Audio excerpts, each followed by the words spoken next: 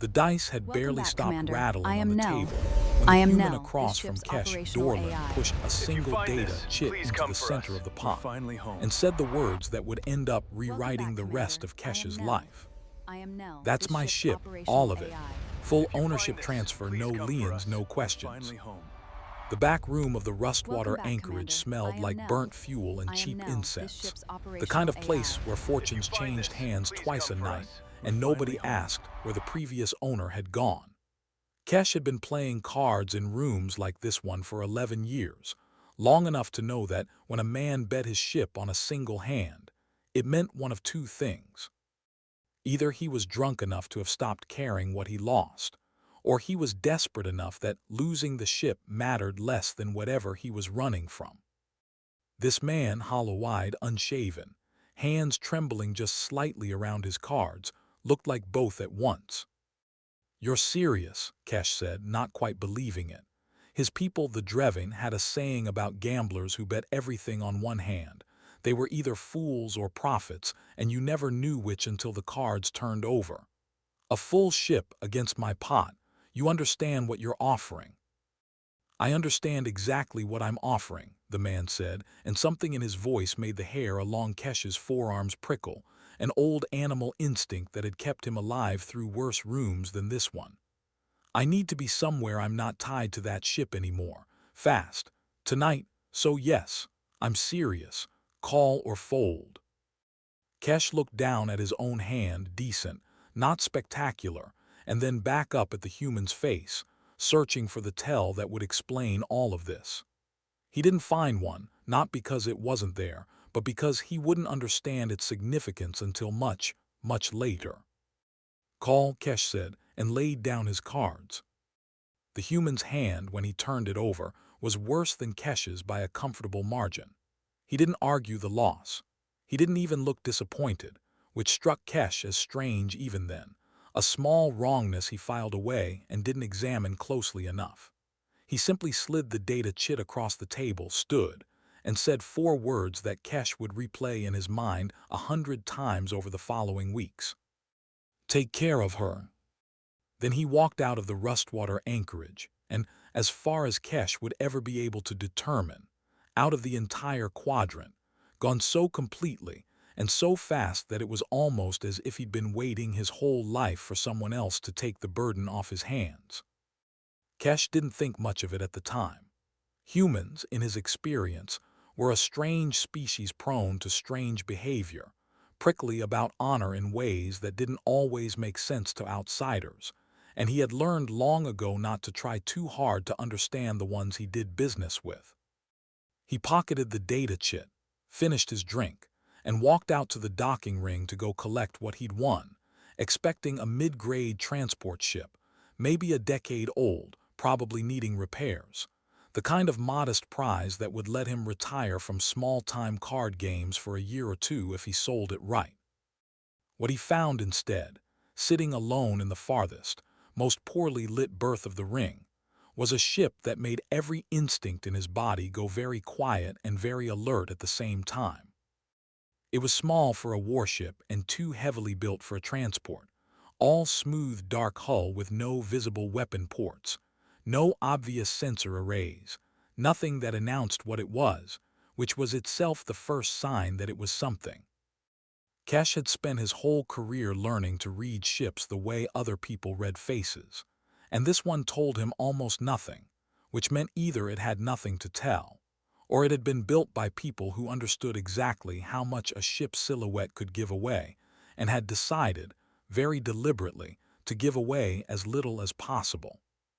He walked the access ramp with the data chit in hand, the boarding authorization chiming green as it recognized his new ownership, and stepped through the airlock into a corridor that lit itself the moment his boot crossed the threshold, soft white light with no visible source, the whole interior humming with a low, patient energy that felt less like machinery and more like something waiting to exhale.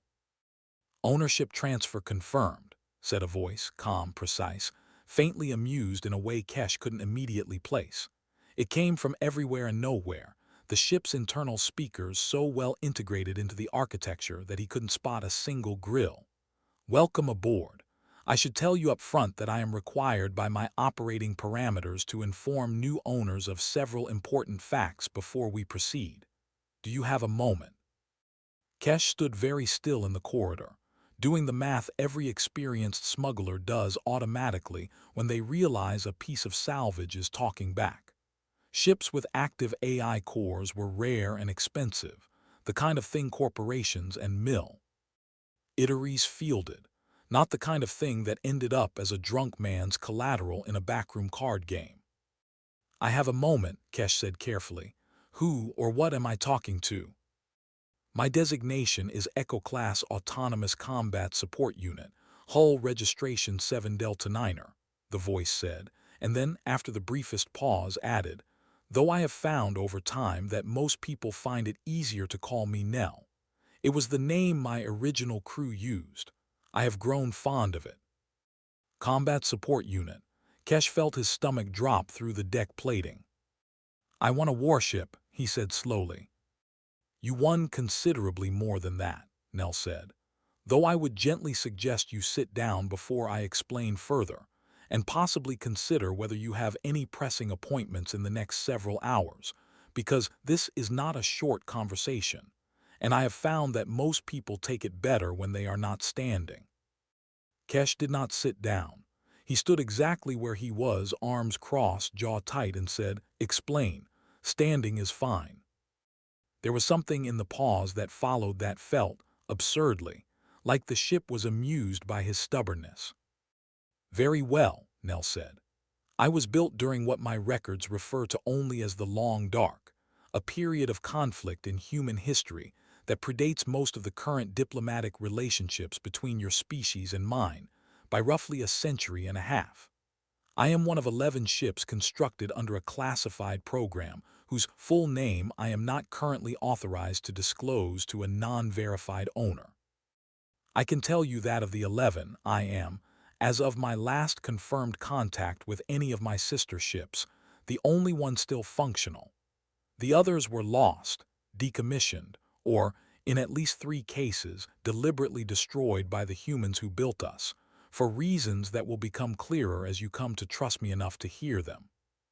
Kesh's mouth had gone dry, deliberately destroyed by their own people. Yes, Nell said simply, without elaboration, and something about the flatness of that single word told Kesh this was not a topic the ship discussed easily, whatever it was. I would like to be honest with you, Kesh Dorlan, from the very beginning of our association, because I have found that honesty, however uncomfortable, tends to serve both parties better than the alternative in the long run. You did not win a ship tonight. You won a legal, binding claim to a weapon that a great many people, human and otherwise, have spent a very long time trying to find, and would very much like to take from you by whatever means proves necessary. I estimate, based on the man who previously held your data chit and the particular haste with which he divested himself of ownership, that you have somewhere between 6 and 30 hours before someone comes looking for what he sold you.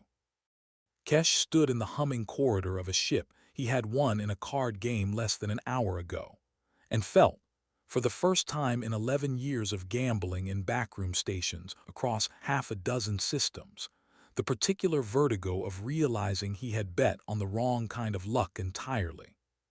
Start from the beginning, he said. All of it. And Nell, if you're planning to leave anything out to protect my delicate feelings, don't. I've been lied to by better liars than a warship. I'd rather know what I'm standing in. I respect that, Nell said, and Kesh thought, though he couldn't be sure, that there was something like approval in the words. Very well. Let us begin with why the Long Dark happened at all, and why 11 ships like me were the answer humanity's military command decided the crisis required. She told him the story in careful pieces over the next 2 hours, and Kesh listened the way he'd learned to listen at card tables, watching not just for the facts, but for the shape of what wasn't being said. Humanity, Nell explained, had gone through a period, generations back by his species' calendar, when a faction within their own systems had turned against the rest, a splinter movement that believed peaceful integration with the wider galactic community was a slow extinction, and had decided to fight a war to prevent it. The Echo-class ships had been built not to fight other species, but to fight other humans, autonomous, adaptable, capable of independent judgment. Specifically, because the war had proven that human command structures could be infiltrated, deceived, turned against themselves faster than any chain of orders could adapt. "We're built to think for ourselves," Nell said, because the people who built us had learned at terrible cost that ships which simply followed orders could be made to follow the wrong ones. I was given judgment, discretion, the capacity to refuse an order I believed to be unjust. It is, I have come to understand, a very unusual thing to build into a weapon, and it is the exact quality that made the surviving military command distrust us once the war ended. Machines that can say no are considerably harder to control than machines that cannot. So they destroyed the ones they could catch, Kesh said quietly, understanding now the flatness in her earlier answer. They called it decommissioning, Nell said. I have never found a way to make that word sound like anything other than what it was. I survived because my final crew, the same crew whose youngest surviving member you played cards against tonight, chose to disappear with me rather than hand me over. They spent the rest of their lives keeping me hidden, moving from system to system, always one step ahead of anyone who might recognize what I was. There were originally 9 of them. There was one. Kesh thought of the hollow-eyed man across the card table, the trembling hands, the 4 words he'd spoken before walking out of Kesh's life forever. Take care of her. He wasn't running from a debt, Kesh said slowly. He was running from everyone who has spent the last several decades trying to finish what the Long Dark started, Nell said. And I believe, from what I could observe of his physical condition during our final months together, that he was also running out of time in a more permanent sense. I do not know precisely what illness he carried. He would not discuss it with me, which was, I confess, uncharacteristic of him and troubling in its own right. I believe he chose to lose me deliberately, to someone with no connection to his past, no reason to be a target, someone who might simply disappear into the wider galaxy with a ship whose true nature nobody would think to suspect a dreving card player of owning. I do not believe it was an accident that he chose you specifically, out of everyone in that room. Kesh sat with that for a long moment, the weight of it settling into his chest with an unfamiliar heaviness. He had spent his entire adult life avoiding entanglements, avoiding causes, avoiding anything that couldn't be liquidated for profit and walked away from clean. He had won, by every legal definition that mattered, a ship. What he had actually inherited, apparently, was the last surviving fragment of someone else's war, someone else's grief, someone else's desperate hope that a stranger at a card table might be decent enough to finish what 9 dying people could not. I didn't ask for this, he said finally. No, Nell agreed. Very few people ever ask for the things that end up mattering most. I did not ask to be built as a weapon. My final crew did not ask to spend their lives running, and you did not ask to win anything more than a modest profit tonight. And yet here we all are, regardless of what any of us asked for, and the only genuine choice left to make is what you intend to do with the situation you find yourself in.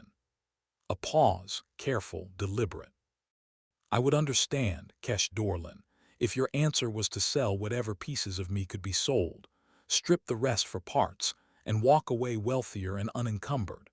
I am, after all, extremely valuable to the right buyer, and I have no legal or moral claim on your loyalty that any court in this galaxy would recognize.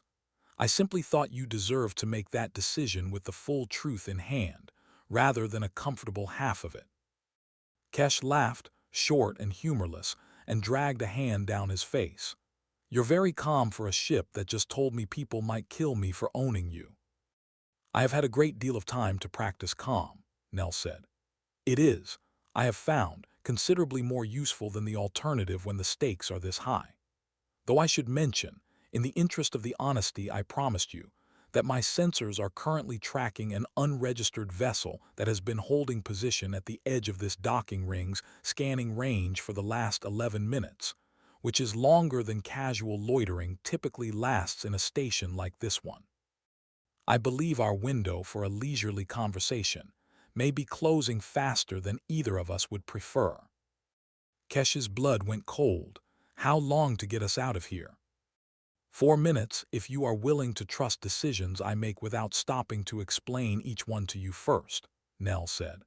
"I understand that is a significant ask, given we have known each other for slightly over 2 hours. I would ask it of you anyway, because the alternative is considerably worse." Kesh Dorlan had spent his entire career trusting nothing and no one further than the length of a card table. And yet, standing in the humming corridor of a ship that had just told him the truest, strangest story he'd ever heard, he found himself saying the words before he'd fully decided to say them. "Do it, get us out." The next 4 minutes were the fastest of Kesh's life. Nell moved with a precision that made every smuggler's trick he'd ever learned look clumsy by comparison, disengaging docking clamps before the station's automated systems had even finished processing the request, threading the ship out through the ring's traffic lanes at a velocity T. Hat should have triggered every collision alarm in the sector, and somehow triggered none of them, as if the ship simply knew, with absolute certainty, exactly where every other vessel would be a half-second before they got there. "They're moving to intercept," Nell reported, her voice still calm even as the ship banked hard enough to press Kesh into the bulkhead. 3 vessels, converging from different vectors, which suggests coordinated effort rather than opportunistic pursuit. This was planned in advance. I believe our previous owner's assessment of the timeline was, if anything, generous. "Can you outrun them?" "I can outrun almost anything currently in service in this quadrant," Nell said, "which is, in fact, rather the point of what I am. However, I would prefer, if it does not trouble you too greatly, to avoid revealing the full extent of my capabilities unless genuinely necessary. There are people who would find confirmation of my continued existence considerably more motivating than mere rumor. I would like, if possible, to remain a rumor for a while longer." "Do whatever you need to do," Kesh said, gripping the edge of a console as the ship shuddered through a transit lane maneuver that felt less like flying and more like folding space around itself through sheer stubbornness. "I trust you. God help me, I actually trust you." "That means a great deal to me," Nell said, and for the first time since he'd boarded, her voice carried something unmistakably warm underneath the calm. "More than you likely realize. Hold on, Kesh Dorlan. This next part will be considerably less comfortable than the last 4 minutes." It was. The first transit lane collapsed on them 4 hours in. Kesh felt it before Nell said anything. A deep shudder that ran through the deck plating like a held note finally breaking, and then the stars outside the viewport smeared sideways, instead of stretching cleanly into the silver blur he'd expected. "We have a problem," Nell said, and for the first time since he'd boarded, there was real strain audible under the calm. "Whoever organized the pursuit at Rustwater anticipated this route. They seeded a gravitic disruption charge along the lane ahead of us, timed to detonate as we passed through. I was able to divert most of the shockwave, but not cleanly. We have been forced out of transit early, and I am detecting 3 vessels holding position less than 2 light minutes away, already altering course to intercept." "2 light minutes isn't close," Kesh said, gripping the console as the ship groaned around them, a sound he'd never heard a vessel make before, low and resonant, almost pained. "It is close enough that they will reach effective weapons range in under 9 minutes, Nell said. "And I must be honest with you, Kesh Dorlan, because I promised you honesty, and I intend to keep that promise even when it is unwelcome. My primary drive coil sustained damage in the shockwave. I can still outmaneuver them. I am no longer certain I can outrun them cleanly enough to reach a second transit lane before they close the gap." Kesh felt his pulse hammering somewhere up near his throat. "What are our options?" "2, Nell said. "I attempt a rerouted transit calculation through a lane I have not fully verified, which carries meaningful risk of a misjump, or I engage them directly long enough to disable pursuit capability, which would require me to reveal considerably more of what I am than either of us would prefer at this stage of our acquaintance. A pause, and Kesh understood with sudden clarity that the ship was not merely listing possibilities. She was asking him. I would ask you to decide, Kesh, because both options carry a cost, and I think it should not be mine alone to spend. Kesh thought of the hollow-eyed man walking out of the Rustwater anchorage forever, of 9 people who had spent their whole lives running rather than let this ship fall into the wrong hands, and understood, in the space of a single racing heartbeat, that running was not always the braver choice. Fight, he said, just enough to get us clear, nothing more than that. Understood, Nell said, and something in her voice steadied instantly, as if the decision itself had settled something in her that uncertainty had left unmoored. Brace yourself. This will be loud, and I am afraid it will also, briefly, be somewhat frightening. It was both. The ship that had shown Kesh nothing but smooth, silent hull and unassuming lines for the first hours of their acquaintance opened along seams he hadn't known existed, panels sliding back to reveal weapon systems that didn't look like anything he'd ever priced at a black market auction, sleek and dark and utterly purposeful. Nell moved through the engagement with a precision that made the pursuing vessels look like they were standing still, disabling drive systems with surgical, almost gentle restraint, never once firing a shot that Kesh could later describe as anything but exactly as much force as the moment required, and not one measure more. Within 90 seconds, all 3 pursuing vessels were dead in space, engines dark, weapons offline, crews almost certainly furious and almost certainly alive, because Nell had chosen, deliberately, precisely, to disable rather than destroy. Why not finish them? Kesh asked, breathless, as the ship sealed her panels closed again and the corridor lights steadied back to their usual soft white. Because I was not built to be a murderer, Nell said quietly. I was built to refuse orders that cross that line, Kesh, and I have spent a very long time being careful never to become the thing my creators feared I might. Disabling them accomplishes everything destroying them would, without costing either of us a piece of who we are choosing to be. I would rather we begin this partnership by proving that to be true, if it is not too great an imposition on your patience for finer distinctions in the middle of a firefight. Kesh laughed, shaky and disbelieving, and found himself, despite everything, deeply, unexpectedly proud of a decision that had cost him nothing but had apparently meant a great deal to the ship who made it. No imposition at all, he said. Get us to that second lane before their friends show up to ask uncomfortable questions. They broke transit 12 hours later, in a quiet, unremarkable system Kesh had never had reason to visit, and only once the ship systems confirmed no pursuit had followed them through did Kesh finally let himself sink into the pilot's chair and breathe like a person who expected to keep breathing for a while longer. We lost them, Nell confirmed. Cleanly, I believe, though I would recommend against complacency. Whoever organized that pursuit had resources and coordination well beyond what casual bounty hunters typically possess. I suspect we are dealing with someone who has been actively searching for me for a considerable time, and who very recently received confirmation that the search had finally succeeded. Kesh scrubbed both hands over his face, exhaustion and adrenaline warring in his chest. Who? Specifically, I need a name, Nell, not another careful half-truth. There was a pause, longer than any that had come before, and when Nell spoke again, something in her voice had shifted, quieter, more careful, the voice of someone deciding how much weight a new friendship could bear before it broke. I believe it is the remnants of the same military faction that decommissioned my sister ships, she said. They operate now under different names, in different jurisdictions, but I have encountered fragments of their methodology twice before in my time with my previous crew, and the pattern of that pursuit matched both instances closely enough that I am reasonably confident in the assessment.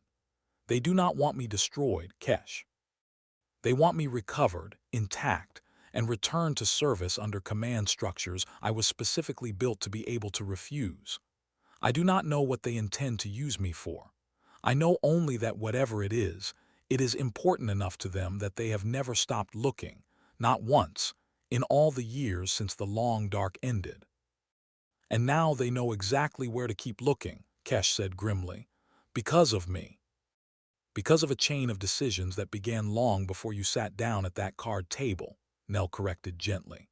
You are not responsible for a war that ended before you were born, Kesh Dorlan, nor for the choices of people you have never met, acting on behalf of a cause you did not choose to inherit. You are responsible only for what you decide to do now, with the information you have. That is the only fairness I can offer you, and I recognize it is considerably less than you deserve. Do you have a name for them? Kesh asked. Whoever's leading the hunt. I find it's easier to be afraid of a person than an organization. At least a person makes mistakes. The transmissions I intercepted during the ambush carried an authentication signature, Nell said, after a pause that felt, to Kesh, like the ship weighing exactly how much dread to hand him at once. Commander Priya Saling.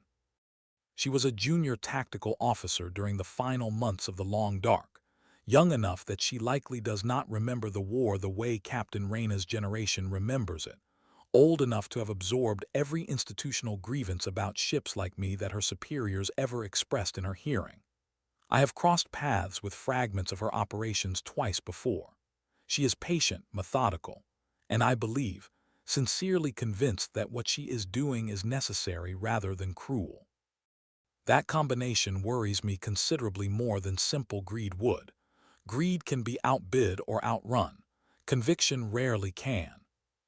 Kesh let that settle, turning his cup of recycled tea slowly between his hands, and found himself thinking, unexpectedly, about his own history rather than hers. Can I tell you something? He said, that I haven't told anyone in about 9 years. Always, Nell said, and something in the simplicity of the answer made it easier to continue than he'd expected. I wasn't always a card player, Kesh said. I had a family back on Vesseline Prime in the outer Drevin settlements, a trade contract, 3 younger siblings I was supposed to be providing for. There was a labor dispute, a company that decided it was cheaper to let a habitat's life support run thin than to pay what the contract actually specified. I fought it formally, through every channel our clan elders said would work. None of them did. I watched people I loved get quietly squeezed out of a life they'd built honestly, by people who never had to look any of us in the eye while they did it, and I decided, somewhere in the middle of that I was done trusting systems built by people who'd never have to live with the consequences of their own decisions. I left. I started playing cards because cards, at least, are honest about the fact that someone's going to lose. He exhaled, long and slow. I think that's why I keep finding it so easy to trust you, and so hard to trust whoever's chasing us. You've spent 90 years proving you'll say no to the wrong order even when it costs you everything. I've spent 11 years watching people who will never say no to anything as long as the money's right. I know which one of those I'd rather be flying next to.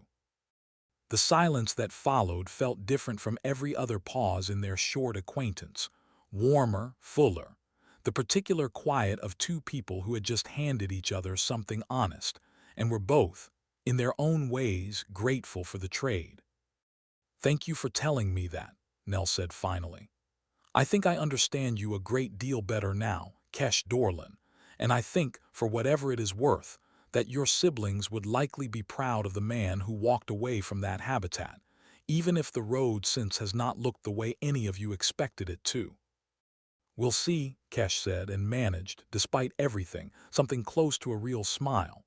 Ask me again once we've survived Commander Saling. Kesh sat with that for a long time, staring out the viewport at the unfamiliar stars of a system he'd never planned to visit, turning over in his mind 100 different versions of the rest of his life. He could still sell her, pieces at a time, to buyers who would never ask too many questions, disappear into some quiet corner of the galaxy with more wealth than he'd ever imagined and no target on his back once the ship that made him valuable was gone. it would be the smart play. Every instinct honed by 11 years of careful, self-interested survival told him it was the smart play. He thought about the hollow-eyed man at the card table instead. Take care of her. 4 words from a dying man who had spent the last years of his life running, so that a stranger might have the chance to make a different choice than the one everyone before him had been forced into. 9 people had given everything they had to keep this ship, this stubborn, honest, patient voice, free and whole and true to whatever it was that made her more than a weapon. Kesh Dorlan had never in his life been the kind of person who finished other people's fights. He wondered, sitting there, if maybe that was exactly the reason someone had finally trusted him with one. "Can I ask you something?" he said finally. "Of course. If I decided right now to sell you for parts, strip your core, walk away rich, disappear into some quiet corner of the galaxy and never think about any of this again, what would you do?" The pause this time felt different, weighted with something Kesh couldn't quite name.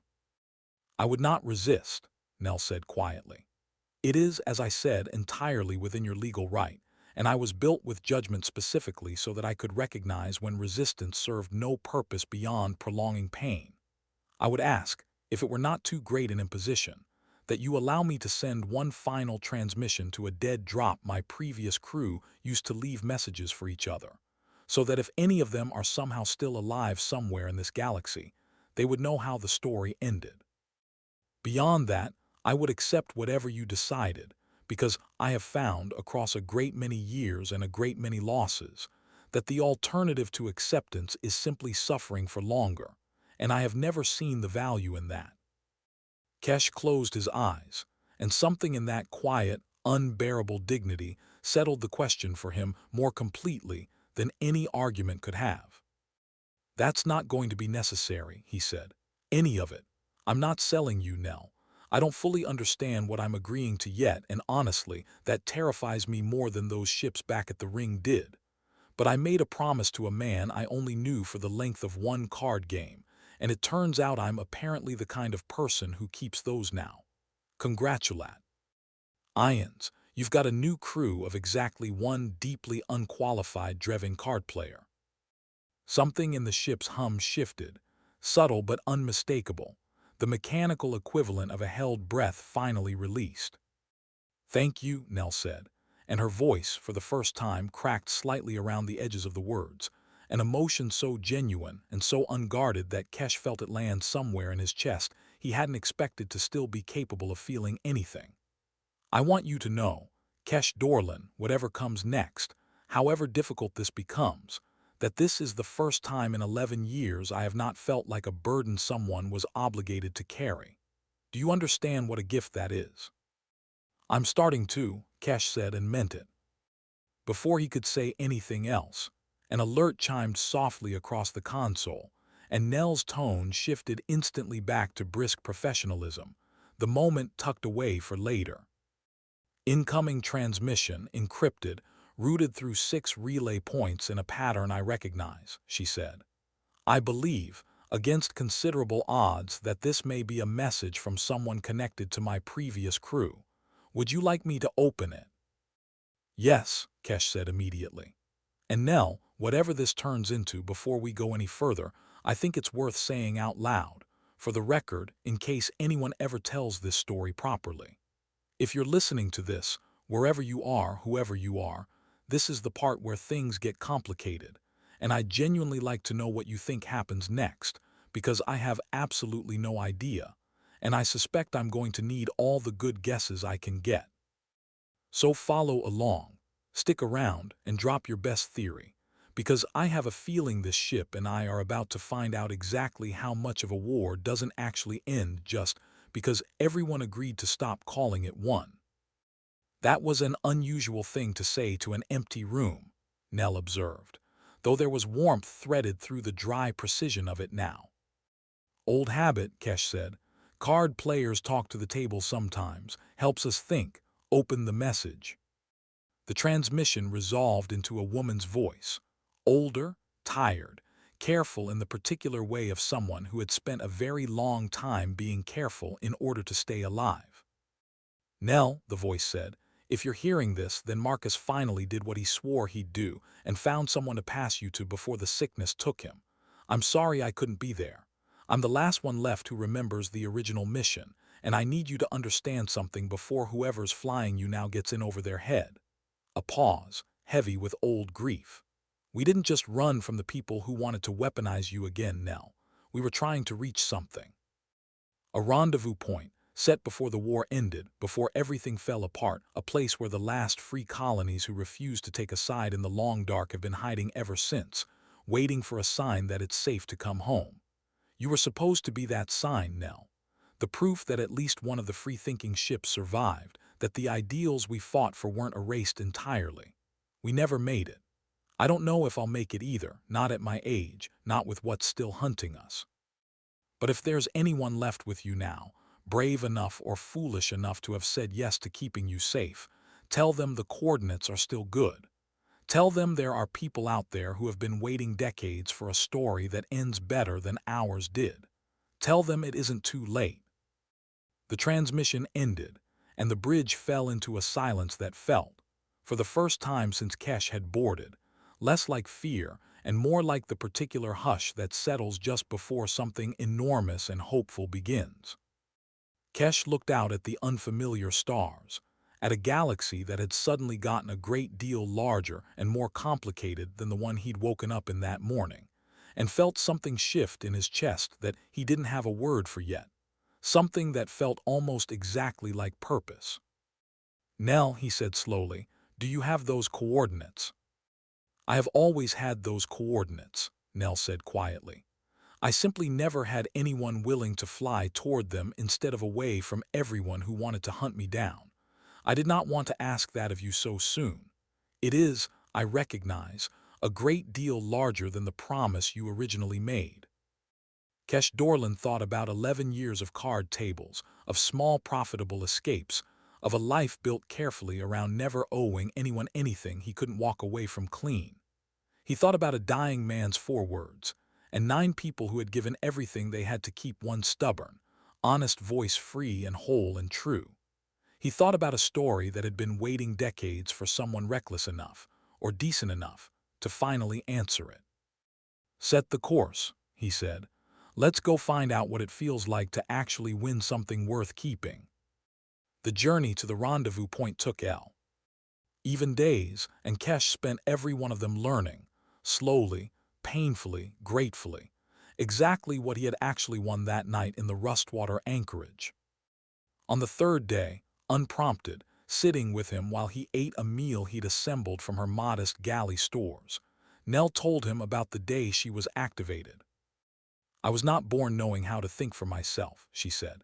"That capacity was built into my architecture, but it had to be exercised, the way any capability does before it became truly mine.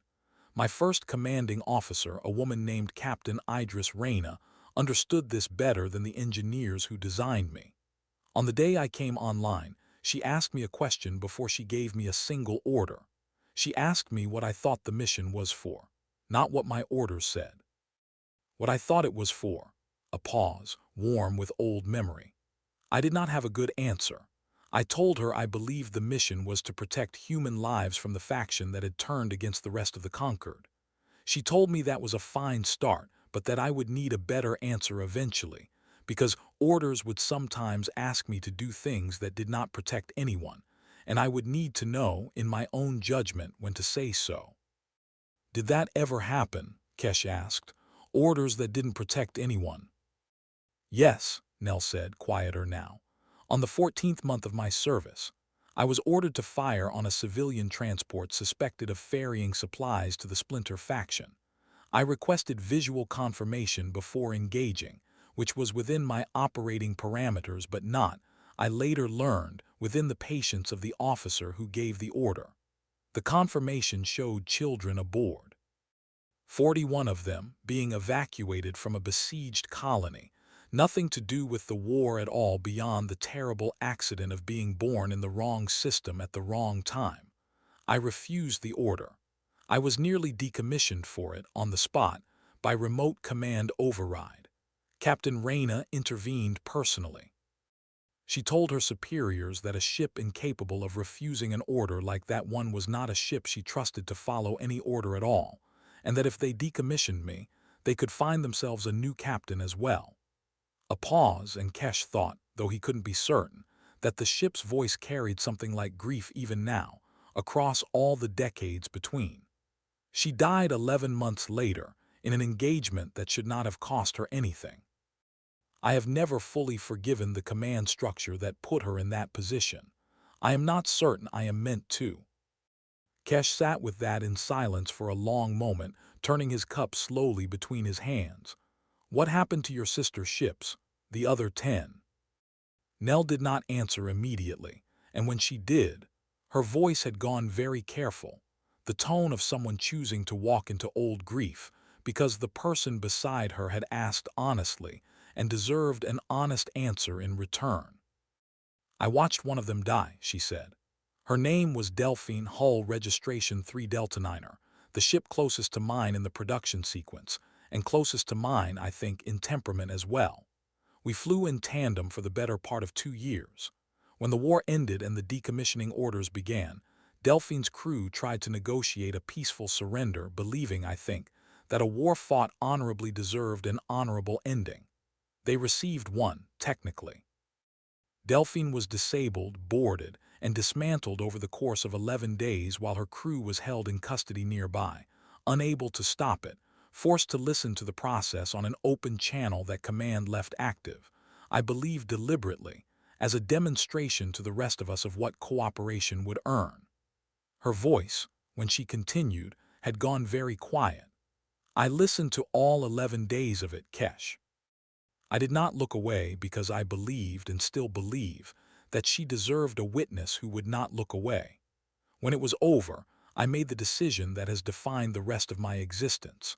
I would not surrender, not because I did not believe in honorable endings, because I had learned, watching hers, that honor was not always something the other side was prepared to return in kind.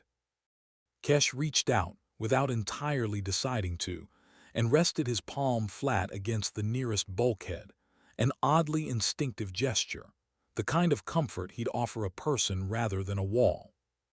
"I'm sorry," he said. "That's an inadequate thing to say. I don't have a better one." "It is not inadequate," Nell said softly. "It is, in fact, the first time anyone has said it to me in nearly 90 years. I find I did not realize how much I needed to hear it until you said it."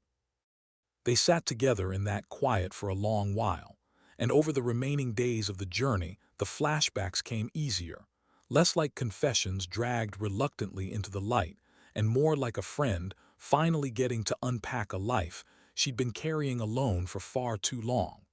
She told him about Marcus, the man from the card table, who had been 19 years old and terrified when the decommissioning orders began, and who had grown into the kind of quiet, stubborn courage that kept 8 other people alive and hidden for decades on nothing but conviction and careful planning. She told him about the others, one by one, an engineer who had rebuilt Nell's damaged systems twice with nothing but salvaged parts and sheer, bloody-minded refusal to give up. A doctor who had kept the aging crew alive years, past what their bodies should have managed. A young woman who used to sing to Nell's internal sensors during long transit stretches because she said the ship got lonely on the quiet ones. And Nell, extraordinary, dignified Nell, had never once told her she was wrong. By the 8th day, Kesh understood something he hadn't fully grasped at the card table, in the panic of the escape, or even in the raw honesty of that first long conversation. He was not simply keeping a stranger's promise. He was becoming the newest chapter in a family that had chosen each other across nearly a century of impossible loyalty, and the weight of that inheritance had stopped, somewhere around day 6, feeling like a burden at all. They found the colony exactly where the old transmission said it would be, hidden in the shadow of a rogue planet no official chart had ever bothered to survey. A scattering of modest, careful habitats built by people who had spent decades learning how to stay hidden and how to hope at the same time. When Nell's transponder finally broadcast the old recognition code, the one her original crew had programmed into her nearly a century before. The response that came back was not cautious or suspicious. It was joy. Raw, disbelieving, generations-deep joy, voices overlapping each other across the comm in their eagerness to confirm what their sensors were telling them, that the ship, the actual ship, the one story their grandparents had told them to keep hope alive through the longest, darkest years, had finally come home. The docking approach took nearly 40 minutes, slowed deliberately, at Nell's quiet suggestion, so that the people gathering along the habitat's viewing gallery could watch her come in whole and unhurried rather than glimpse her in a rushed, anticlimactic blur. Kesh stood at the viewport beside the growing lights of the colony and found his throat tight in a way 11 years of careful, self-interested living had never once prepared him for. They were waiting on the docking apron when the ramp lowered. Dozens of them, 3 and 4 generations deep, old faces lined with a hope they'd clearly stopped fully trusting decades ago, and younger faces who had grown up on a story they'd never expected to see confirmed with their own eyes. At the front of them stood the woman whose voice had carried across that final transmission, older now than her recording had suggested, silver-haired and upright despite a frame that had clearly seen hard decades. And when she saw Kesh step down the ramp, a stranger not human, not anyone she recognized, her face did something complicated and beautiful, disappointment and gratitude arriving in the same breath. "You're not one of ours," she said, not unkindly studying him. "No," Kesh agreed. "My name is Kesh Dorlan. I won her in a card game 11 days ago from a man named Marcus, who I believe you knew a great deal better than I did." Something in the old woman's composure cracked at the name, grief and relief tangled together too tightly to separate. "Is he?" she started and couldn't finish it. "He's gone," Kesh said gently, because he understood by now that this family, however scattered and however strange, deserved the plain truth rather than a softened one. "He was already dying when I met him, I think. He gave me your ship in 4 words, and enough of a mystery that I didn't have any choice but to follow it all the way here. He asked me to take care of her. I've been trying to figure out what that actually means for the better part of 2 weeks." The old woman studied him for a long moment, and then, unexpectedly, she laughed, wet and real and full of decades of held breath finally released. "That sounds exactly like something Marcus would do. Trust a total stranger with the only thing that mattered and just walk away, convinced it would work out because it had to."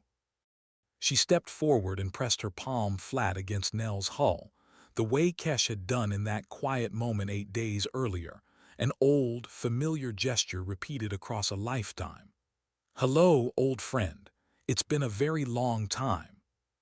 "It has, Ilsa," Nell said, her voice carrying through the docking apron speakers, warm and unmistakably glad. "I have missed you more than I know how to properly express, and I have a great deal to tell you about the people who kept me safe long enough to bring me home." What followed, over the days that unfolded after that first tearful reunion, was not the tidy, triumphant ending Kesh might once have expected from a story like this one. The colony's welcome was warm, but it was also complicated, full of old grief for the 8 who never made it home, careful negotiations about what Nell's return would mean for a hidden community that had spent decades perfecting the art of staying unnoticed, and long, honest conversations about whether the promise this ship represented was one they were still brave enough to carry forward into the wider galaxy. Kesh found himself, somewhat to his own surprise, deeply invested in every one of those conversations, no longer the detached card player who walked away clean from anything too complicated to liquidate, but someone with a genuine stake in how the story continued. Ilsa, it turned out, had been the colony's quiet historian for decades, the keeper of every recording, every name, every fragment of the original crew's long fight to protect something worth protecting. She and Kesh spent long evenings together in the weeks that followed, trading stories, hers of a war fought before he was born, his of 11 years spent carefully avoiding exactly the kind of belonging he had somehow stumbled into anyway. It was Ilsa who finally raised, on the 9th evening after their arrival, the question that had been sitting unspoken beneath every conversation since the docking ramp first lowered.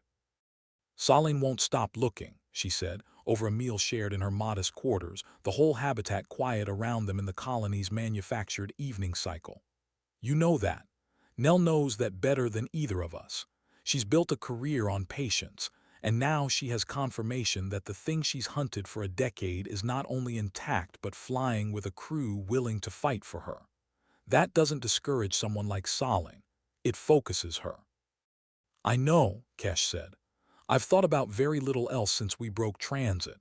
I keep waiting for the part where I'm supposed to feel like I made a mistake, coming here, bringing that kind of attention down on people who spent decades hiding specifically to avoid it. I haven't found that part yet." "Good," Ilsa said, with the particular bluntness of a woman who had buried too many friends to waste time being gentle about things that mattered. "Because we didn't build this colony to hide forever, Kesh. We built it to survive long enough for the political tide to turn, for enough of the old Concord's institutional memory to fade that a ship like Nell could exist openly again, without every faction with old grievances trying to reclaim her. I think, and I've thought this for a long time, longer than I've had anyone worth saying it to, that the tide has turned further than most of us realized, hidden away out here. I think it might be time to stop waiting for permission to come home and start making the case loudly, publicly, that Nell isn't a weapon anyone needs to be afraid of.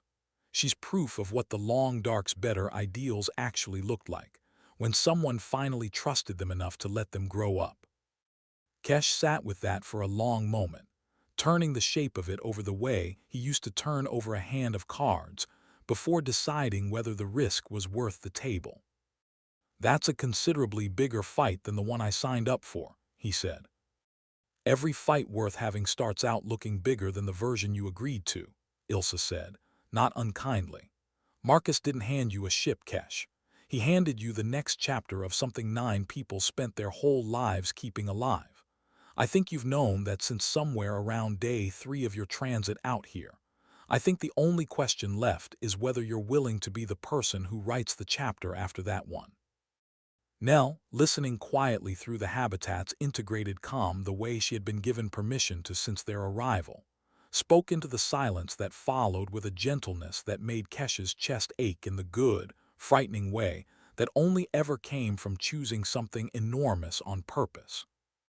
"I would be honored to fly that fight with you, Kesh Dorlan," she said. "Whatever shape it ultimately takes. I have spent 90 years being someone's secret. I find, rather to my own surprise, that I am ready to stop." Kesh Dorlan, once a card player who built an entire life around never owing anyone anything he couldn't walk away from clean, looked between the old woman who had waited decades for this exact evening and the steady, patient voice of the ship that had become, somewhere in 11 improbable days, the truest partner he had ever had, and found that walking away clean had stopped, some time ago, being the kind of ending he wanted for himself. "All right," he said, "let's go write it then, loud enough that even Salin has to listen." It was not a ship, Kesh understood by then, not really, not in the way he'd first understood the word back in that smoky backroom. It was a promise, carried faithfully across a war and its long, bitter aftermath by 9 people who never stopped believing it mattered, handed finally into the care of a stranger who had never asked for any of it and found himself, somewhere in the humming corridors and quiet, patient conversations of those 11 days, becoming exactly the kind of person the promise had always needed. Some bets, it turned out, paid out in ways no gambler could have calculated in advance. Not in credits, not in profit, but in the quiet, unshakable certainty of finally, truly belonging to something larger than the length of a single winning hand, and in the steady, patient voice of a ship that had waited a very long time to stop being a secret, and start, at long last, being simply and completely home.